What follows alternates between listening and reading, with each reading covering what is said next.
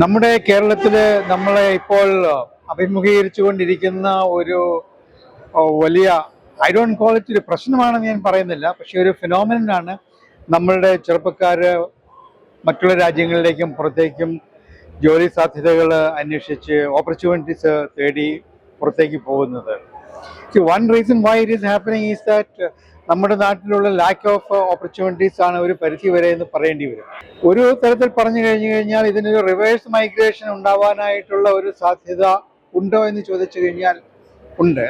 Hour അങ്ങനെ ഉണ്ടാകണമെന്നുണ്ടെന്നുണ്ടെങ്കിൽ നമ്മുടെ നാട്ടിലെ ഓപ്പർച്യൂണിറ്റീസ് യങ്സ്റ്റേഴ്സിന് കൂടുതലായിട്ട് കൊടുക്കുവാനായിട്ട് ഈ നാടിന് സാധിക്കണം.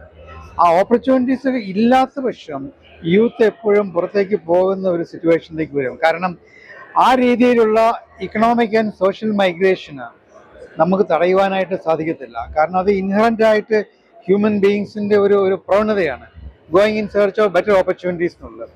So what we have to do, നമ്മുടെ നാട്ടിലുള്ള ഓപ്പർച്യൂണിറ്റീസ് കൂടുതൽ ക്രിയേറ്റ് ചെയ്യുവാനായിട്ടുള്ള സ്റ്റെപ്സ് നമ്മുടെ നാട്ടിലെ ഗവൺമെൻറ്റും അതുപോലെ പ്രൈവറ്റ് ആൻഡ് പബ്ലിക് സെക്ടറിൽ ജോലി ചെയ്യുന്ന വ്യക്തികളും ശ്രദ്ധിക്കുകയാണെന്നുണ്ടെങ്കിൽ ഒരു പരിധിവരെ ഇത് തടയുവാനായിട്ട് സാധിക്കും.